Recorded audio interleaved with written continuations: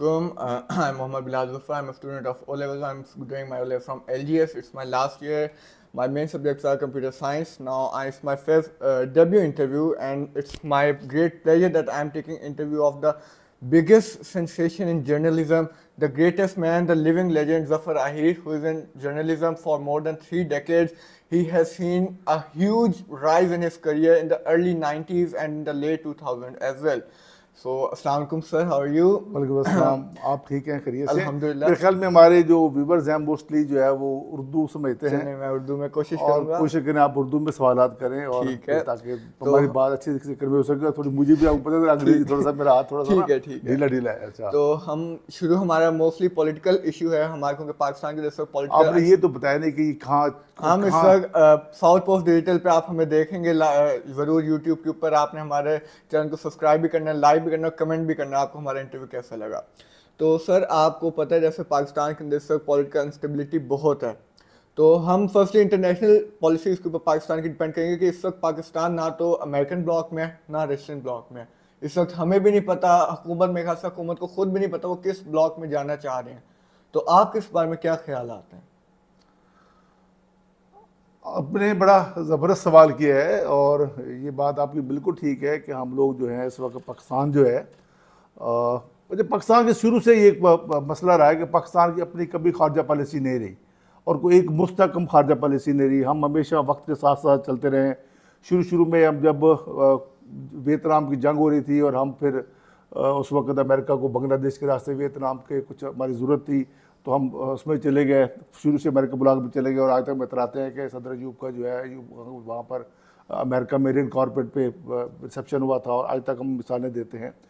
तो हम शुरू से ही समझ लें कि हमारी वार इकानमी पे हमने बुनियाद रखी है अपनी और हम जंगें लड़ते रहे मुख्तलिफ और फिर हमारा निज़ाम जो है इसी तरह चलता रहा। वक्त के साथ साथ हमारी पॉलिसी चलती रही और हम वाहिद बखल दुनिया के मुल्क हैं जिनके किसी भी अपने हमसाया से अच्छे तल्लुकात नहीं रहे, ना हैं, इस वक्त भी नहीं है।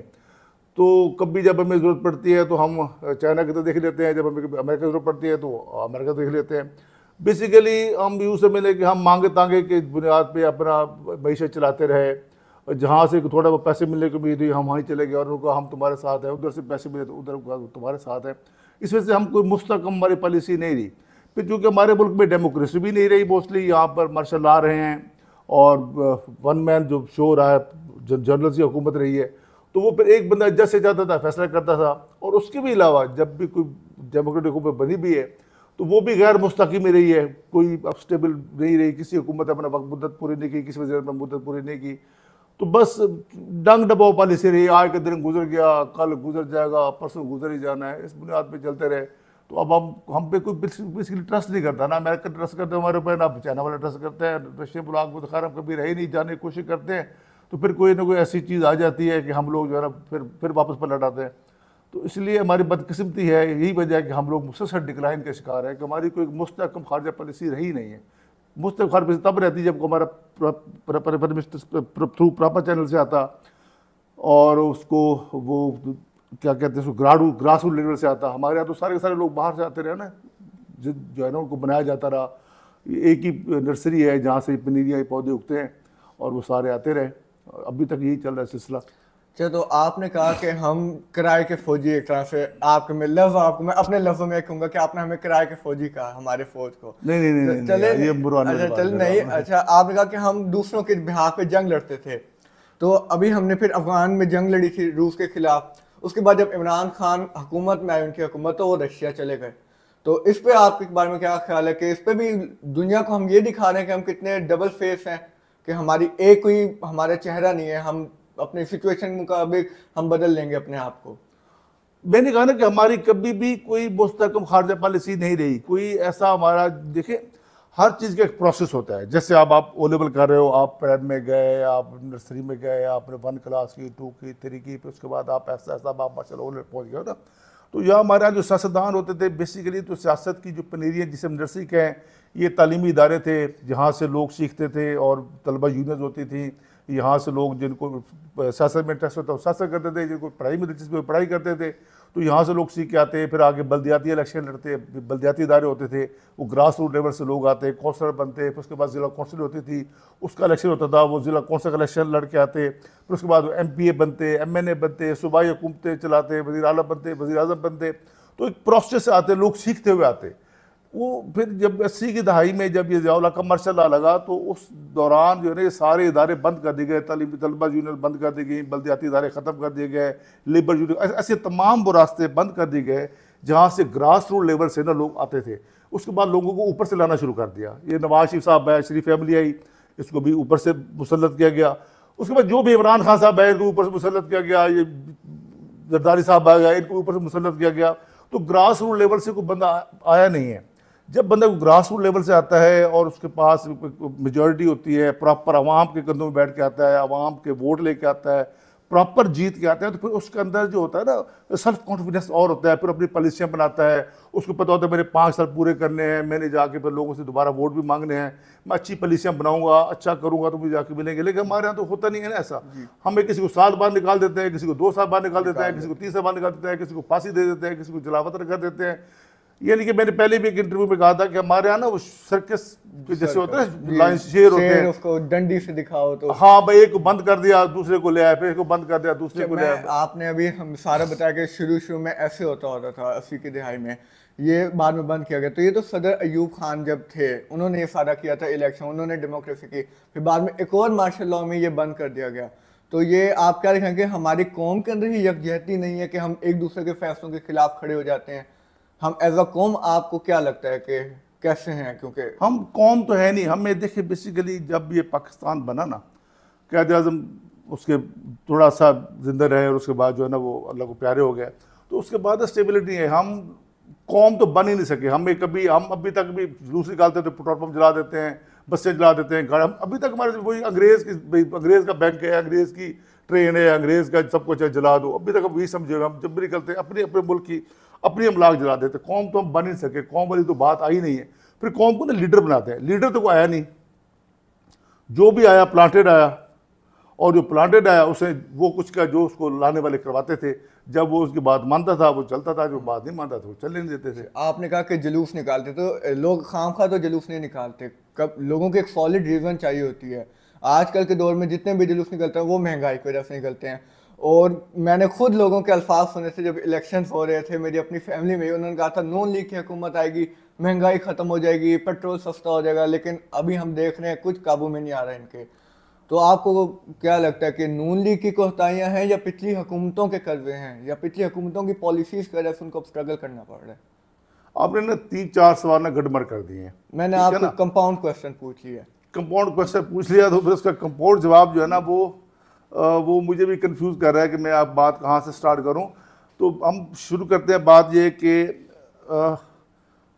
मैं आप कहते हैं भी कौम जो जुलूस निकालती है, महंगाई खातिर निकालती है ना, ये आप तो तब हम भी स्कूल गोइंग थे और तब की बात है, तब लोग महंगाई निकालते थे, महंगाई के खिलाफ जूस निकालते थे। जब आटा महंगा होता था, चीनी महंगी होती थी, तब नारे ही होते थे आटा चोर जावे जावे, महंगाई चीनी चोर जावे जावे। तब ये इस तरह के जो है ना वो होते थे।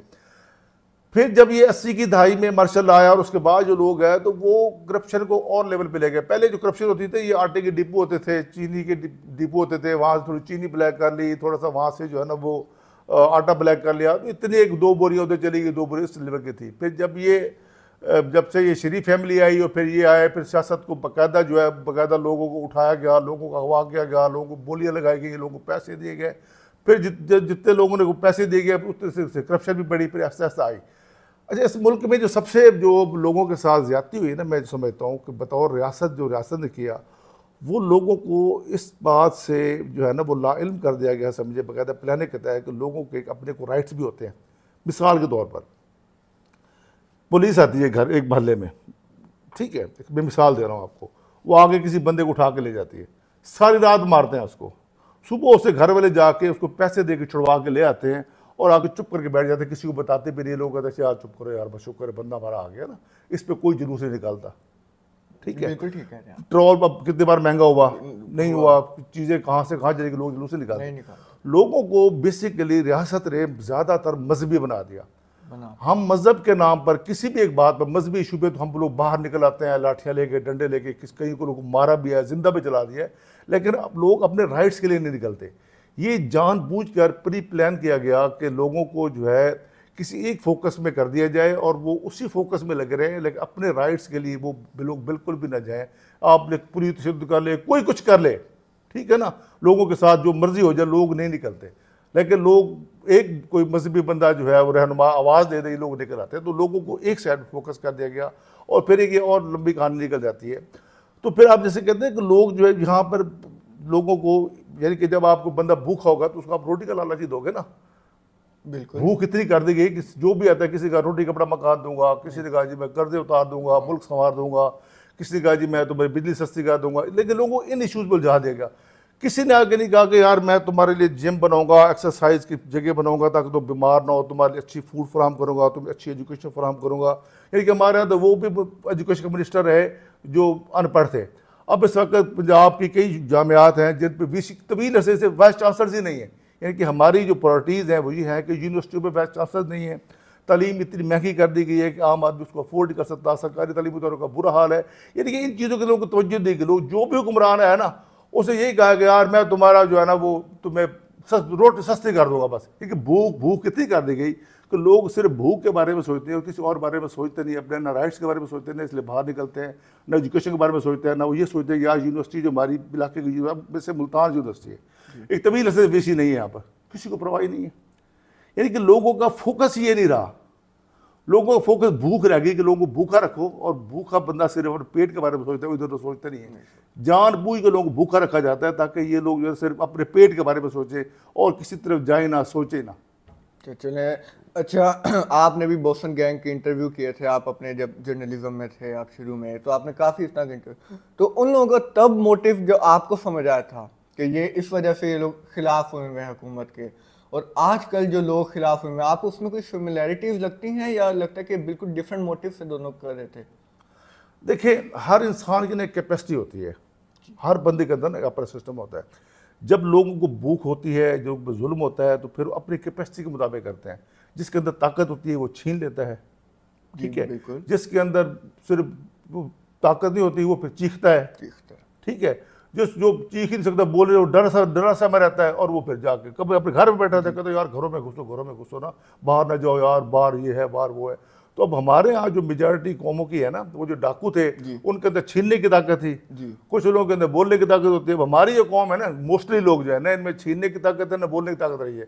इनको बस डराया गया, भाई नहीं नहीं नहीं नहीं बस तुम लोग ने नहीं निकलना, डर ही इतना है, आंसू गैस, डंडे, लित्तर पौला, ये वो सारा करके ना। अब ये अभी जब ये सारा कुछ हुआ 9 मई जो हुआ था, उसके बाद 9 मई हुआ था, 9 मई जैसे हुआ, उसके बाद जो सारे वाक़यात हुए जिस तरह से, तो भले जो था लोग जो है ना, अब लोगों ने प्रेस कॉन्फ्रेंस की, हम हमारे ऐसा कोई ताल्लुक ही नहीं है, हम जा रहे हैं, भाग रहे हैं, बड़े बड़े लोग जो है ना वो भाग गए, तो लोग चुप गए, डर गए। तो ये फिर रियासत, जैसे एक दफ़ा हेनरी क्लिंटन के इंटरव्यू आपने सुना था जब डीप फेक के बारे में, ठीक है ना, तो बस ऐसी रियासत सी बन गई है। अब यहाँ पर लोग बेचारे बस अपने पेट का सोचते हैं और कुछ है ही नहीं। अच्छा, आपने कहा कि हम यहाँ लोग छीनते हैं मोस्टली, अब देखें हम बलूचिस्तान और केपी को ले लें, वहाँ पे सब क्या सूरत हाल जो है, तो लोग अपने हक के लिए लड़ रहे हैं वहाँ पे, आपको लगता है कि वो बस एक उनके ऊपर इन्फ्लुएंस डाला जा रहा है कि नहीं आपने रियासत के साथ नहीं रहना? यार अब आपने ना मुझे और तरफ ले जा रहे हो आप ना, इसमें मैं आपको बात बताता हूँ। एक दौर था कि हम कश्मीर की जंग लड़ रहे थे, फिर कश्मीर हम दे आए धूप में खड़े होने के बदले में ना, उसके बदले में आकर धूप में खड़े रहे, ठीक है ना। तो उसके बाद जो है ना, जो इंडिया ने एक अपनी पॉलिसी बनाई, तो जो उनका वो जो उस वक्त मनमोहन के दौर में वो उनका सिक्योरिटी एडवाइज़र था, उसका नाम था दुगल, आई थिंक, ठीक है ना, दुगल नाम। तो उन्होंने जो पॉलिसी बनाई, उन्होंने कहा यार पाकिस्तान से जंग शंग लड़ने का कोई फ़ायदा नहीं है, क्योंकि इंडिया जो है ना वो अपनी इकानमी मजबूत कर रहा होता है। जहाँ वो कोशिश थी इंडिया की, इसमें कामयाब भी हुआ है कि बाहर से सरमायाकारी लाई जाए, ठीक है। जो बाहर से इन्वेस्टर आता है ना, उसको पहले पीस चाहिए होता है, जो अरबों डॉलर की जो वो इन्वेस्टमेंट कर रहा होता है, वो इसलिए थोड़ी कर रहा होता है कोई बंदा आए और आके उसके एक बम खुदकश आया या कोई भी है उड़ा मारे और उसकी सारी इन्वेस्टमेंट का बेड़ा कर दे, ऐसे तो नहीं होता ना। तो इन्वेस्टर को पीसफुल माहौल चाहिए होता है, तो इंडिया ने अपना पीसफुल माहौल बनाया, ठीक है ना। और अपने जो हमारे जो इश्यूज थे उसने हमें पाकिस्तान जिसके साथ लड़ाई रहती थी, कभी जो आपने हम सुना करते थे, रोज़ाना अखबार में खबर होती थी कि कंट्रोल लाइन पर जो है ना वो बिला इख्तियार फायरिंग हो गई, अब वो नहीं हो रही है LOC पे ना, कि बिला इख्तियार फायरिंग हो रही है, ये हो रहा है कश्मीर में। उसने ना वो सारी की सारी अपने बॉर्डर सेव करके हमें उलझा दिया है KPK में, और हमें उलझा दिया बलूचिस्तान में। अब देखिए, जो बंदा एक पिस्टल लेता है, उसकी गोली चलाता है, खाना खाता है, गाड़ी चलाता है, उसको पैसे चाहिए ना, तो इतने पैसे कहाँ से आते हैं? फॉरेन फंडिंग आती है। तो ये इंडिया ने जो है ना अफगानिस्तान में वो हमारे खिलाफ किया, अपनी पॉलिसी बनाई, अफगानियों को हमारे खिलाफ किया, और फिर जो भी एलिमेंट थे जो पाकिस्तान के खिलाफ थे, किसी भी वजह से किसी को महरूमी थी KPK में, कुछ हमारी गलतियाँ भी हैं उसमें, बलूचिस्तान में हमारी अपनी गलतियाँ भी हैं। तो नवाब अकबर बुगटी को हमने कत्ल किया, तो उसके बाद जो हालात संभले तो उसको कैश कराया, हमारी गलतियों को इंडिया ने कैश करवाया, और इंडिया अब उसमें फंडिंग कर रहा है, बलूचिस्तान में भी, KPK में भी, लोगों को वेपन भी दे रहा है, लोगों को पैसे भी दे रहा है, और लोगों को आज़ादी के नाम पे उकसाने वाले लीडर भी मिले हुए हैं, और लोग जो है अन्नेवाज जो हैं वो अपने रियासत से लड़े जा रहे हैं। ये कोई अच्छी चीज़ नहीं है, लेकिन मैं ये समझता हूँ कि ये सारे का सारा एजेंडा जो है वो ये इंडिया का है। फिर उसके अलावा एक और चीज़ भी है कि CPEC जो चल रहा है ना इंडिया चाइना का, वो अमेरिका के उसकी आपस में इस पर जंग है, अमेरिका नहीं चाहता कि CPEC बने, फिर उसके भी मफादात हैं।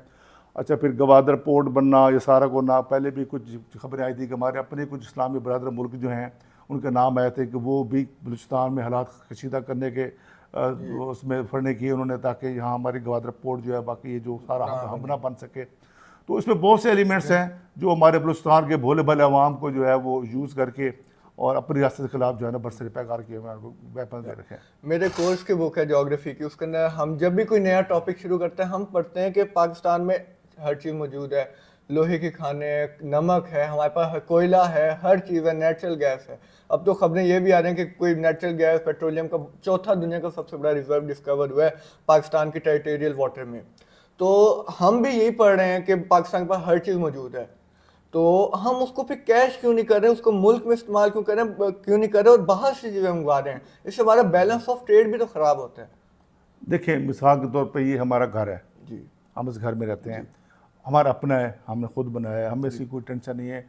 आप देखते होंगे अब कभी मैं खुद मालिक के साथ काम करवा रहा होता हूँ, ठीक है ना, कभी कोई चीज़ टूटती है तो फ़ौरन मैं कोशिश करता हूँ कि उसको मुरम्मत कराऊँ और इसको ठीक करवाऊँ। कोई चीज़ पेंट ख़राब हो जाता है तो अब मैं खुद ही आपके सामने ले आते हैं फ़ौरन, चलो यार चीज़ ठीक हो जाए। वाशरूम ख़राब होता है, कोशिश करते हैं फ़ौरन वाशरूम ठीक करवा लेना, क्योंकि हमारा अपना घर है, हमें इसकी कोई टेंशन नहीं बाहर की। अगर खुदा ना करे खुदा कोई आके यहाँ पे कब्जा कर ले, वो क्या करेगा? उसको घर की फिक्र नहीं होगी, उसको फिक्र होगी कि मैं किसी तरह जो है ना वो इस घर में अपना कब्जा बरकरार रखूँ। इसके लिए वो क्या करेगा? वो इलाके के SHO को पैसे देगा, हम हमारे घर से लूट के यार ये मैं बैठा हुआ हूँ तो इधर ना आना। फिर इलाके के गुंडे जो हैं उनको देगा कि यार तुम जो है ना ये रख लो, तुम इनकी हेल्प ना करना। कोई कचहरी, कोई जज को, कोई वकीलों को, वो इस घर की मेंटेनेंस नहीं करेगा जी। हमारे मुल्क में भी यही हुआ, जो भी आया चोर रास्ते से आया। अब जैसे ये हुकूमत आई है, ये सारे हारे हुए थे, पता है बिल्कुल। हमारे अपने इलाके के MNA साहबान जो है ये सारे रात को हार के होते, सुबह उठे जीते हुए थे, ठीक है ना। तो फिर जब इनको जो लेके आएंगे, जो जितवाएंगे, फिर उन्हीं की खिदमत करेंगे ना, फिर उस घर की खिदमत तो नहीं करेंगे, बिल्कुल नहीं करेंगे। फिर जो कभी कोई अमेरिका कंधे पे बैठ के आता है, कभी कोई जो है ना कोई किसी और कंधे पे बैठ के आता है, हर एक कहीं ना कहीं से लॉन्च हुआ होता है, वो उनके मफादात की फिक्र करते हैं, अपने मुल्क की फिक्र नहीं करते। मुल्क इसमें इस मुल्क में सबसे बड़ी चीज़ थी जो हम कहते थे कि इस मुल्क की रीढ़ की हड्डी वो ज़राअत है, ज़राअत को तबाह कर दिया गया है। काश्तकार का बुरा हाल है, काश्तकार जो है रोटी, देखो छोटे मोटे तो हम भी है ना जी, बिल्कुल ठीक है ना, क्या हाल है भैया, आके बताते हैं आपको, कभी धान नहीं हुआ, गंदम नहीं हुई, गंदम हुई सपोर्ट नहीं देती, कुछ नहीं करते, यानी कि गलत पॉलिसी हैं। और हमारी अपनी गंदम धान नहीं बिका, ठीक है ना, लॉसेस किया हमने भी, बिल्कुल ठीक है ना। तो ये सारे के सारे जो है ना, किसी ने घर पे तवज्जो नहीं देता, घर पे आते हैं कब्जा लोग, सारे काबिज लोग आते हैं, उनको नहीं होता पेंट उतर रहा है या वाशरूम खराब है, ठीक करा, ये करे वो करे, वो कब्जा अपना मेंटेन करते हैं। तो कब्जा मेंटेन के लिए जितने भी वसाइल होते हैं वो इधर उधर तकसीम होते रहते हैं, घर के ऊपर खर्च नहीं होते।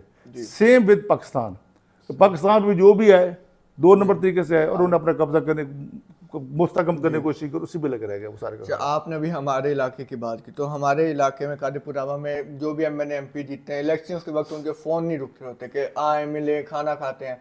इलेक्शंस के बाद मैंने अपनी आंखों से देखा है वो लोगों की कॉल अटेंड नहीं करते, लोगों से सही से मिलते नहीं है। दूसरा, जो जिनसे वो मिलते हैं तो उनसे वो अपने ज़ाती मफाद लेते हैं, हालांकि उनको मफाद पहुँचाने के लिए, मैं नाम नहीं लूँगा। तो आप क्या लगता है कि ये इक़्तिदार को उनको ऐसी कुछ हो जाते इक़्तिदार में आते कि वो अपने आप को बादशाह समझने लग जाते हैं? इसमें ना दो तरह की चीज़ें, एक तो हमारा जो साउथ पंजाब है, खास बसरा की बेल्ट, यहाँ एक ना जहनी गुलामी है। यहाँ कुछ ख़ानदान हैं, गिलानी हैं, कुरैशी हैं, लगारी हैं, मज़ारी हैं, इस तरह के मखदूम हैं, सारे मुख्तलिफ ख़ानदान हैं जो इलेक्शन लड़ते हैं, ठीक है ना। और वो यहाँ के लोग, आप अपने गांव में देखा होगा, हमारे अपने कई रिलेटिव जो हैं मखसूस ख़ानदानों के जो है ना, वो उसके चुंगल से वो कहते हैं नहीं जी हम तो फलां मलिक के साथ हैं, फलां डेरे के साथ हैं, फलां उसके साथ है, फलां उसके साथ है। एक तो ये वजह है, ठीक है, देखो लोगों को पता है कि हम जो मर्जी कर लें, काम करें ना करें, वोट तो हमें देने हैं। हाँ जी है। दूसरी चीज़ क्या आई है, दूसरी बात जो मैंने पहले की कि लोग हार के सोते हैं, सुबह जीते हुए उठते हैं, उन्हें पता होता है यार जितवाना तो हमें किसी और ने है, इस आवाम की क्या खिदमत कर, थोड़ी देर के लिए आते हैं वो 10-15-20 देर के भी कंपेन शिपेन करते हैं, फिर ज़्यादातर वक्त हाँ गुजारते हैं जिन्हें जितवाना होता है। तो अब तो खैर बिल्कुल ही पब्लिक की परवाह नहीं रही, उन्हें पता है वोट से तो कुछ मिलने होने वाला कुछ नहीं, अवाम को तो फारिग है। अवाम वोट देगी नवाज शरीफ को, जीतेगा इमरान खान, वोट देगी अवाम वोट देगी इमरान खान को, जीतेगा शहबाज शरीफ। लास्ट टाइम जो इलेक्शन हुआ था, ठीक है ना, तो उसमें 2018 में हुआ था इलेक्शन, तो उसमें वोट था नवाज शरीफ का, पड़ गया इमरान खान को। अब वोट था इमरान खान का, वो पड़ गया शहबाज शरीफ को, ठीक है ना। ये तो सारी सीटें हार चुके थे ना। बिल्कुल बिल्कुल। तो अब जब इस सूरत हाल में फिर आवाम की क्या अहमियत रहेगी? अच्छा, इसी इलेक्शन की बात करें तो हमने कुछ बहुत ही अनएक्सपेक्टेड देखे। नवाज शरीफ साहब अपनी सीट हार गए थे, हमें हैरानी हो गई कि ये कैसे हार गए। तो हमने देखा कुछ मखसूस लोग नून लीग से जीते थे, जो कि हमें तो लगता है कि वो एक सर्टन ग्रुप को नून लीग में जितवाया उन्होंने। तो नून लीग में भी तो ग्रुपिंग हुई थी। तो क्या लगता है कि ये जानबूझ के किया गया कि नवाज शरीफ ना आए, क्योंकि नवाज शरीफ में कुछ ज्यादा कैपेबिलिटीज थे कि वो इनके खिलाफ खड़ा हो सकता था लाने वालों के? आपको क्या लगता है इस बारे में? लाने वालों के अपने फैसले होते हैं, लाने वालों को, अब मैंने जैसे कहा ना, जो शेर जितना ज्यादा ताबेदार होगा वही रिंग में उतरेगा। जिस शेर के अपने थोड़ी सी भी हो गई कि इसने आके जो है ना अपने रिंग मास्टर को जो है थोड़ा सा भी जो है ना उसको घुराना है या उसको देखना है, या उसका साबका तजर्बा ऐसे होता है शेर का कि भाई ये जो है गले पड़ जाता है, तो उसको पिंजरे में रखते हैं। हाँ जी। तो उनको लगा होगा लाने वालों को कि ये जो शेर एक इमरान खान है उसको बंद कर रखा है, इसको भी हटाओ, अब जो मौजूदा है ये ज्यादा रिंग मास्टर का ताबेदार है, तो ये इसको ले आया है, चलता रहेगा इसी तरह। इस दफा हमने देखा था जैसे कितनी देर के इंटरव्यू करोगे भाई? चलिए शुक्रिया आपके वक्त का। बस एक आखिरी सवाल है। हमने देखा कि अरशद नदीम पेरिस में गए थे, उन्होंने गोल्ड मेडल जीता, तो एक बड़ी वायरल टिकटॉक आई कि राना फनाउल्लाह उनकी बीवी गए हुए थे, और इतने तो हमारे एथलीट्स नहीं गए थे जितने ऑफिशियल्स गए थे। तो ये हमारे यार ये अभी आप मुझे खुद ही बता रहे थे कि उसने फीफा ने $1 बिलियन दिए थे कि यहाँ पर जो है ना वो फुटबॉल का स्टेडियम बनाया, इन्होंने कहा पोस्टर स्टेडियम बन भी गया और सलाब में बह भी गया। तो ये फिर किस किस को ऑनर होगा? शुक्रिया, आपने हमें इतना अपना कीमती। नहीं, आप ये बताएं मुझे, आप बताएं, आप अपने स्कूल में जब जाते हैं, आपके फ्रेंड्स मिलते हैं, तो आप लोग क्या सोचते हैं मुल्क के बारे, अपने मुल्क के बारे में क्या डिस्कशन होती है दोस्तों में आपके? मुल्क के बारे में तो बहुत कम होती है, लेकिन जब भी हम करते हैं हम कहते हैं कि इस मुल्क को, हमने क्योंकि हिस्ट्री पढ़ी होती है, हम कहते हैं कोई इस मुल्क को लॉयल नहीं मिला जिस मुल्क के साथ लॉयल हो।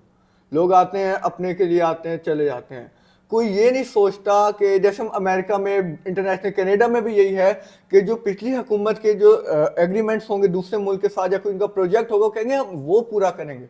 आपस में हमारे जितने इख्तलाफात हों हम मुल्क के लिए सोचेंगे। हमारे एक तो ये नहीं, और दूसरा आजकल के तो मुल्क छोड़ के भाग जाओ। क्यों? हम चाहे इस मुल्क में, अब जैसे मैं कंप्यूटर पढ़ रहा हूँ, मैंने आगे सॉफ्टवेयर करने हैं, अब मेरा फर्स्ट यह होता है कि मैंने बाहर चले जाना, फिर कभी कभार सोचता हूँ मैं बाहर जाके गोरों के लिए काम करूँ, उनके लिए पैसे कमाऊँ, वो मुझे थोड़े से पैसे दें। यही मैं अपने मुल्क में रह के अपने मुल्क के लिए भी पैसे कमाऊँ और मुझे भी पैसे मिले। वो पैसे अगर मैं यहाँ बैठ के मैं बाहर के लिए सॉफ्टवेयर बनाऊँ, वो मुझे तो पाउंड्स में पेमेंट करेंगे, एक तरह से तो मेरे मुल्क में पैसा आ रहा है, तो मैं ये क्यों ना करूँ कि मैं अपने मुल्क के लिए पैसे दूँ ताकि मुझे भी पैसा मिले। मेरी तो ये थिंकिंग, और हमारी काफ़ी दोस्तों की यही थिंकिंग है कि हम अपने मुल्क के लिए भी तो कर सकते हैं। क्योंकि आप लोग चाहते ये हैं कि आप लोग जब सॉफ्टवेयर इंजीनियर बनोगे तो या आप तालीम मुकम्मल कर लोगे तो अपने मुल्क में रहोगे। फर्स्ट प्रायोरिटी तो होगी कि हम अपने मुल्क के लिए कुछ करें। अब आगे हालात देखेंगे, किस मुल्क में रहने वाले हालात भी रहते हैं, क्योंकि आजकल तो नजर नहीं आते रहने वाले।